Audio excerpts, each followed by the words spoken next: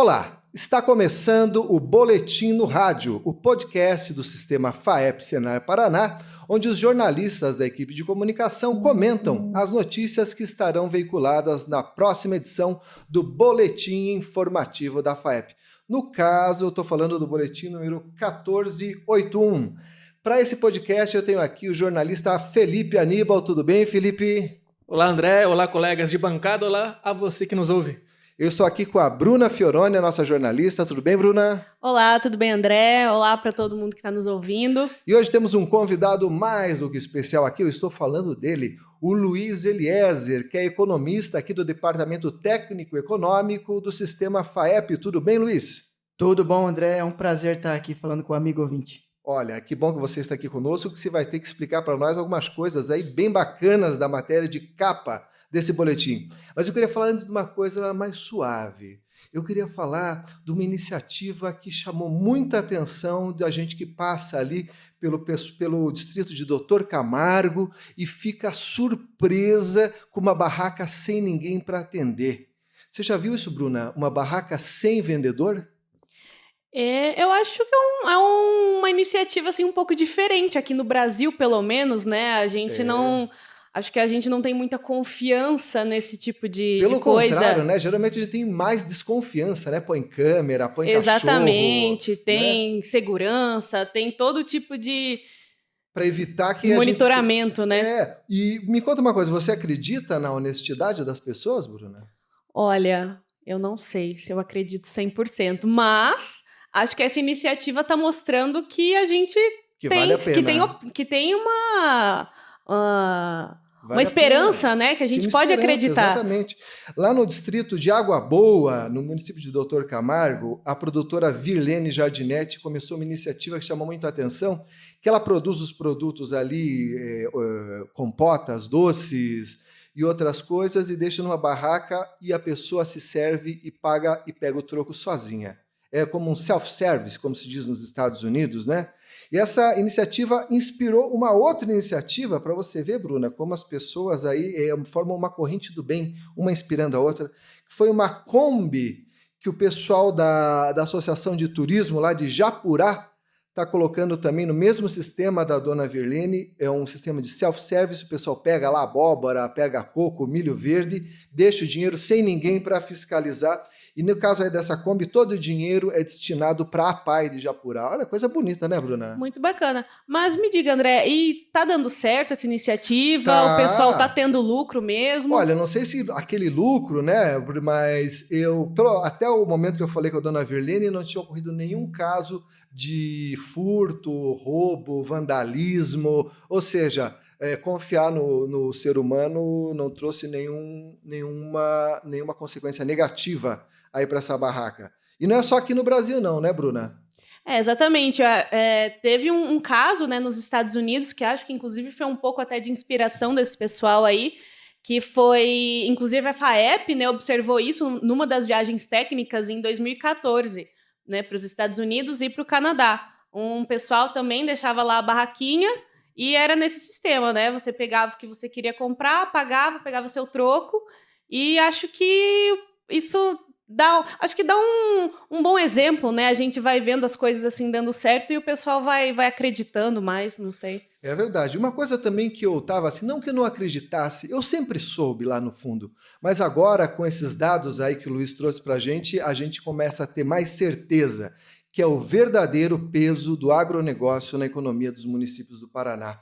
A matéria de capa dessa edição traz um estudo inédito feito aqui pelo Departamento Técnico Econômico que mostra que 60% dos municípios têm na atividade rural a mola propulsora. É isso mesmo, doutor Felipe Aníbal? É isso aí, André. É um levantamento exclusivo que o nosso digníssimo Luiz, que nos honra com sua presença aqui na bancada hoje, fez para a gente, até com uma metodologia que ele vai explicar melhor para você que está nos ouvindo, mas a partir desses números, desses dados que o Luiz apurou, nós fomos a campo, né? Fomos a algumas regiões aqui do Paraná para ver isso em loco, né?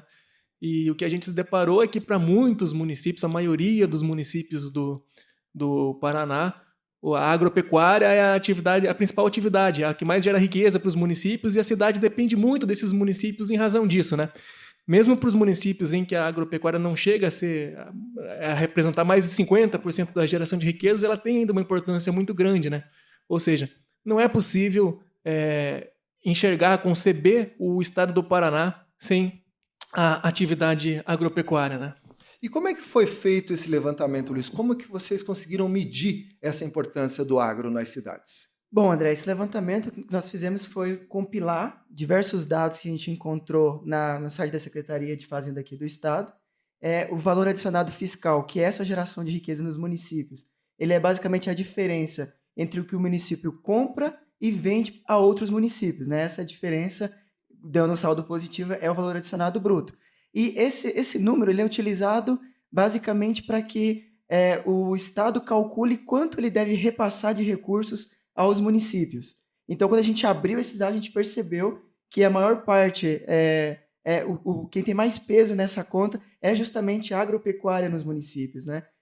A média ficou em 52%, 54% da geração de riqueza, desse valor adicionado fiscal, vem da produção primária, vem da agropecuária. E, André, só para ressaltar, complementar isso que o Luiz está falando, o Luiz trabalhou com dados oficiais, né? Ele não inventou esses números, não tirou do nada, né? São dados que são utilizados por órgãos oficiais, inclusive pelo governo do estado, pela Secretaria de Fazenda, para fazer os seus cálculos de repasse de ICMS. Ou seja, é um estudo consistente, né? Com base científica mesmo. E tem alguma região onde esse peso se mostra maior no estado, onde o agro se faz mais presente economicamente? Ou não? Está distribuído de forma uniforme? Olha, o Luiz pode falar até melhor que eu, mas pelo que a gente observou, está espalhado em todo o estado, mas a gente percebe que essa força da agropecuária, esse peso da agropecuária é bem maior em municípios menores, né? Talvez esteja relacionado ao processo de industrialização do estado, em que as indústrias estão no entorno de cidades grandes e tal, então os municípios menores, médios e pequenos, o agro aí tem uma importância brutal, gigantesca. É isso, Luiz? É isso mesmo. A gente tirando aí dessa conta Curitiba, região metropolitana, Foz do Iguaçu e Paranaguá, todos os outros municípios têm sua base na agropecuária, a base de geração de riqueza. E a gente, na matéria lá, a gente fala também um pouco sobre os empregos, né? A agropecuária é um setor que gera emprego nos outros setores, né? Uma fazenda de soja, por exemplo, 2, 3 empregados tocam 1.000 hectares, mas numa indústria de processamento de soja, você precisa de muitos mais profissionais, né? Do maior número de profissionais. Ou seja, a agropecuária, ela é um fator, né?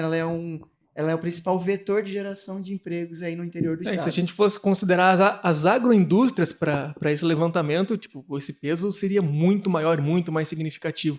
Então, a gente está falando só do setor primário, né? Agricultura e pecuária. Agricultura e pecuária, setor primário. Né? Isso. Aí a conta lá inclui depois a indústria, e aí a agroindústria entra no setor de indústria e serviços. Então isso aí confirma aquela velha máxima que a gente sempre ouve falar, que se o campo vai bem, o resto da economia vai bem também. Os presidentes de sindicato que a gente entrevistou, os produtores rurais, foram unânimes e usaram muito essa frase, inclusive, né? Quando o campo vai bem, a cidade vai bem. Ou então, quando o campo vai mal, a cidade padece ainda mais, né? Tem uma frase que uma das entrevistadas disse, falou assim, quando ocorre geada, não tem trigo, se não tem trigo, o comércio pode até ter blusa, jaqueta para vender, mas não vende porque o dinheiro não está gerando. Então, acho que isso resume bem essa dinâmica econômica e não sei se o Luiz tem a percepção parecida também. Não, é isso mesmo, Felipe. E é o efeito multiplicador da agropecuária, né?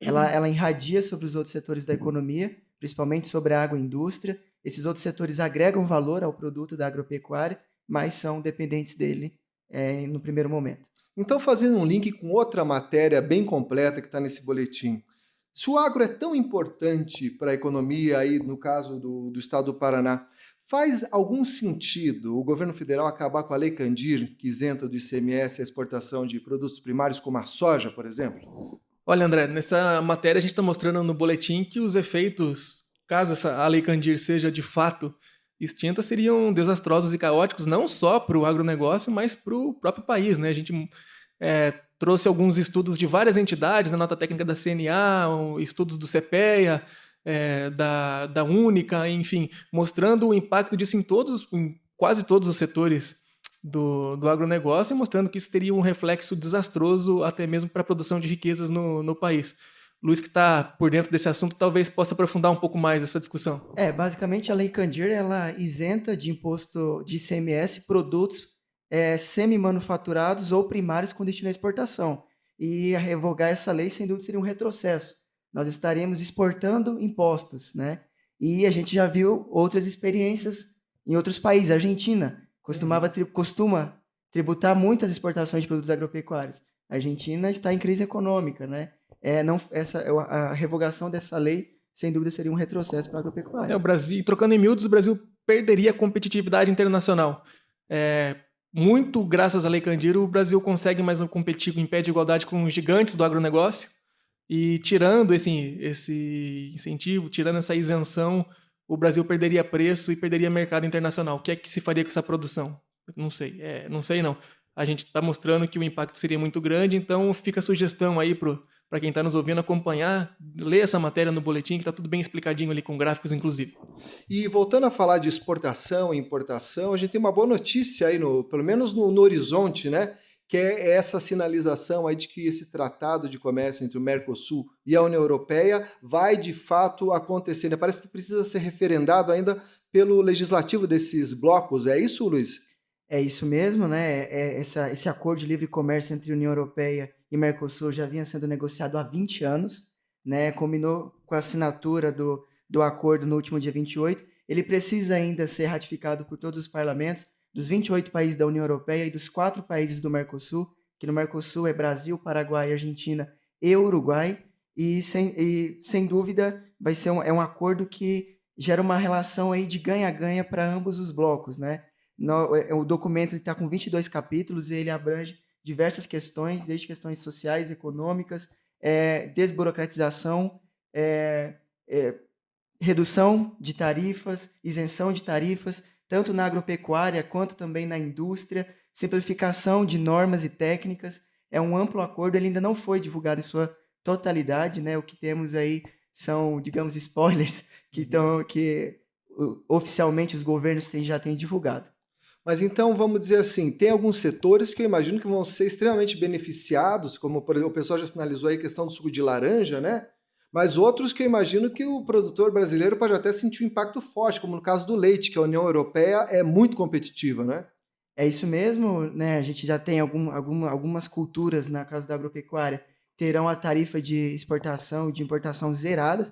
É o caso, como você falou, do suco de laranja, frutas, café solúvel, óleos vegetais e peixes. Já outras culturas, outras atividades, terão cotas num primeiro momento. O leite é um exemplo disso. Hoje o leite em pó e queijos tem uma tarifa para entrar no Mercosul de 28%, mas essa tarifa será zerada ao longo de 10 anos e teremos uma cota de importação de 10 mil toneladas. Isso vale tanto do produto que sai do Mercosul para a União Europeia, quanto da União Europeia para o Mercosul.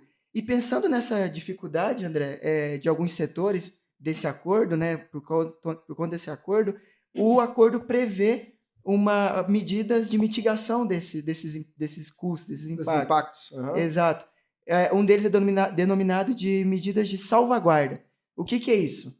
Né? Num primeiro momento, setores mais sensíveis serão protegidos, ou seja, ele terá ali 2 anos, prorrogáveis por mais 2 anos, para arrumar a casa, digamos assim. Para se preparar para o que está vindo. Exatamente. Serão desenvolvidas políticas para o setor, né? Temos o exemplo do vinho, será criado um fundo para fomentar o investimento no setor, para que depois desse período, essa medida de salvaguarda caia e ele possa ali competir com o pé de igualdade com o competidor internacional. Exato. Maravilha! A gente acredita que esse assunto ainda vai ter vários desdobramentos, né? Só lembrando que a gente está pautado, inclusive, para a próxima edição já fazer uma matéria bem completa sobre esse tema. O Luiz, inclusive, já está vasculhando aí todos os bancos de dados e compilando dados para nos subsidiar nas próximas edições do Boletim Informativo. Então fica aí esse spoiler para a próxima edição do nosso Boletim Informativo. Então nós vamos encerrando esse podcast por aqui. Eu queria agradecer você, amigo ouvinte, que está nos acompanhando. Queria agradecer a presença do Luiz Eliezer, economista do DTE da FAEP aqui. Muito obrigado, Luiz. Muito obrigado, André. Obrigado aos colegas. Agradecer a Bruna aqui, ao Felipe Aníbal pela presença. Eu queria falar que você pode ouvir esse podcast e outros como é que a gente pode dizer, outros volumes do podcast, outras edições desse podcast no nosso site, que é o www.sistemafaep.com.br. Eu queria agradecer também o nosso editor de áudio, que é o Robson Vilauba. A direção de comunicação é de Carlos Guimarães. Até a semana que vem, gente. Até a próxima. Valeu. Até.